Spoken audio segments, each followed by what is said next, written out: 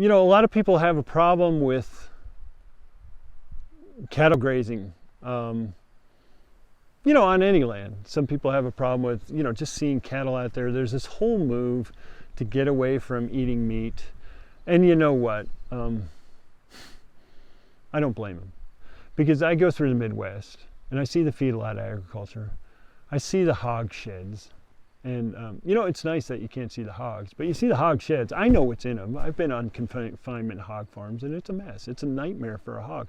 And then I go past vast feedlots in Kansas, you know, that have anywhere from 50,000 to 100,000 head in confinement, eating fecal dust mixed with their combined corn ration or dry distiller's grains ration or some kind of concentrate ration that's made to make them gain weight and maximize productivity. And it's wrong. It's just wrong. You know, when cattle graze grass, they can live a long and happy life. We have mother cows that still produce calves at between 15 and 20 years old.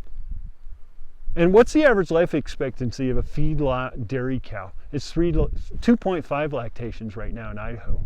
They get through 2.5 lactations of producing milk in Idaho in confinement feedlot areas. Is that husbandry? I think not. So when I hear vegans and anti-meat people say, hey, we got to stop eating meat, and that's the picture they show, I agree with them, because I got a problem with it. I got a real problem with it. It's not responsible, it's not stewardship, it's not husbandry by any stretch of the imagination to have animals in those kind of conditions. So that's why I got to side with those people. They're not necessarily my enemy, but they are misinformed, because instead of throwing the entire baby out with the bathwater, they could say, wait, there's got to be a better way. Because here's the perspective I want to bring people back to about animal agriculture, is what was going on before we showed up on the scene, you know, as humans. What was going on in the tall grass prairie of America, you know? And how many buffalo did we have? You know, numbers vary, but I've read, you know, various reports that say 50 to 90 million head of bison ran all across America, not Canada, not Mexico, just America. What is the annual kill of feedlot cattle right now in America today? 30 million. It's less than the bison produced before we came along. So I'm like, if you think animal agriculture has no place for regenerating soils and for maintaining soils and for sequestering carbon, you need to stop a minute and say, wait, what happened before we showed up? What happened when the tallgrass prairie was this huge carbon sink? What happened when, you know, the sagebrush steppe of western North America in the Rocky Mountains was healthy grassland ecosystems and healthy riparian areas, because there was sporadic grazing by buffalo that was high intensity and short duration. What if we mimic those things in our animal agriculture and create a new paradigm, create a new regenerative paradigm that's going to be something that brings carbon back into the soil with abandon? Because we need these animals to create carbon sinks in the soil. We need them because most of the plants in our communities, especially in the tallgrass prairie, have been built around an animal impact associated with that grassland. So my name is Glenn Elzinga. I own and operate Alderspring Ranch outside of May, Idaho, in the middle of the Pacimroy Valley. And it's a mountain valley around 5,000 feet. We have a base ranch there of about 1,000 acres, and it's all certified organic. But where we are today is up on the grazing allotment we call Hat Creek, and it's 46,000 acres of native rangelands. And I don't know if you can see them, but my kids and my cowhands have just disappeared over that hill with about 300 head of yearling beef cattle. They're also all certified organic, as is this 46,000 acres that we live and work on up here. We actually live with our cows during the summer. We have remote cow camps that we station cowboys to live with the cattle all summer, and we keep them all in a controlled grazing paradigm using cowboys, cowgirls on horseback for the entire summer.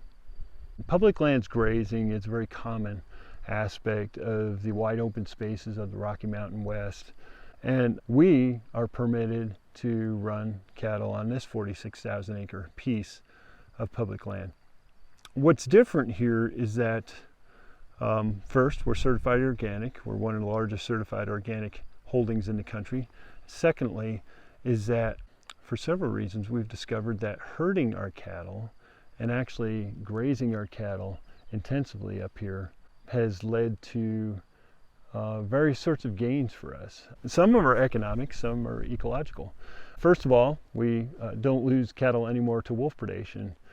We were getting hammered pretty hard by the wolves, losing anywhere between 5 and 14 head a year. So we knew we needed to do something dramatically different. And we came up with this thing called in-herding. That's what we called it, intensive, intentional herding.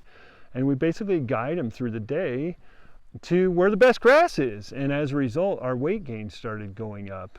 And we stopped losing them to other things besides predation. We stopped losing any to poisonous plants. So all these productivity measures were going up, we're gaining economically, but there was also this huge ecological thing that was happening, because with total control we found that no longer did we have to graze all of our riparian areas.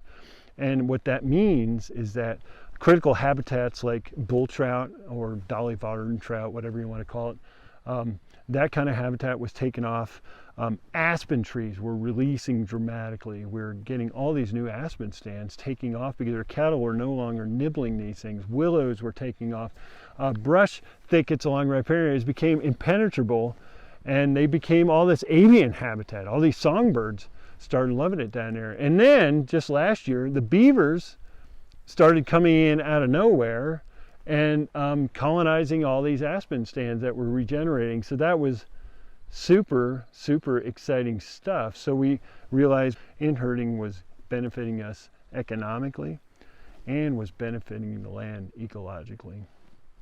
What's interesting is that these alpine shepherds of either cattle, goats, or sheep, or all three, will actually strategize and plan even weeks in advance where they're going to go with their animals to decide how best to maximize the nutritional intake of those various animals.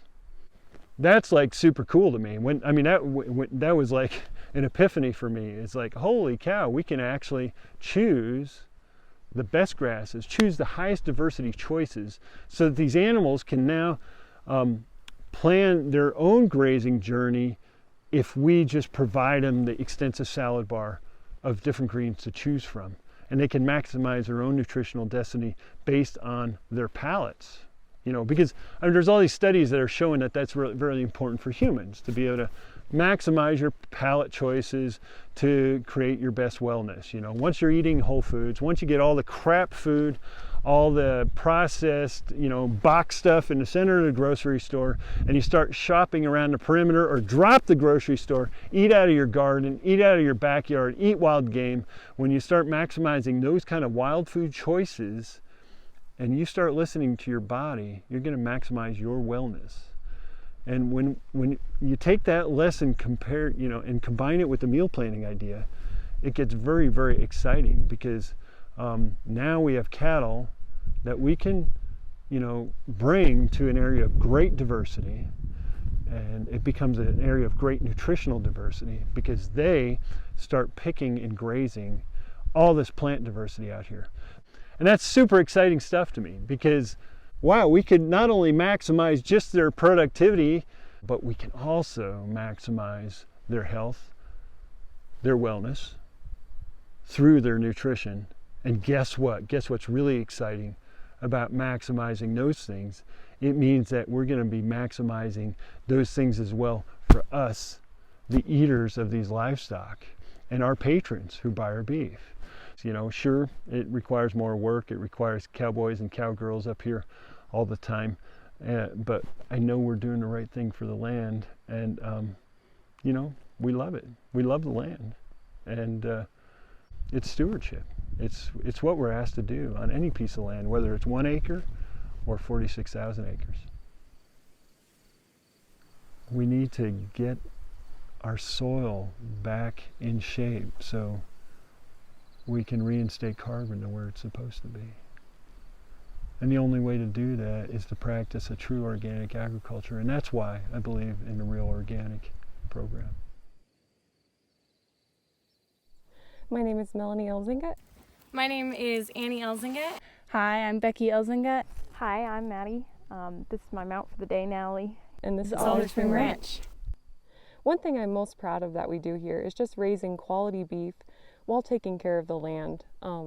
We've really spent a lot of time restoring this wild landscape that we graze our cattle on, and seeing the changes over the 15 years that we've been here, it means a lot to us.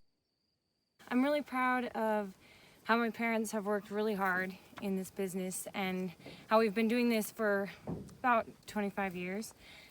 I'm really proud of how pristine and beautiful we've been able to make this rangeland that we have here. What I'm really proud of here is that we provide good organic beef for people around the USA, and it's really hard to find actually good organic beef that you can trust. So I'm really proud of that. So the thing I'm most proud about Alderspring is the way we raise our beef. It's always organic, always grass-fed. We don't do any of the workarounds, and we always have really good flavor, and I'm really proud of that.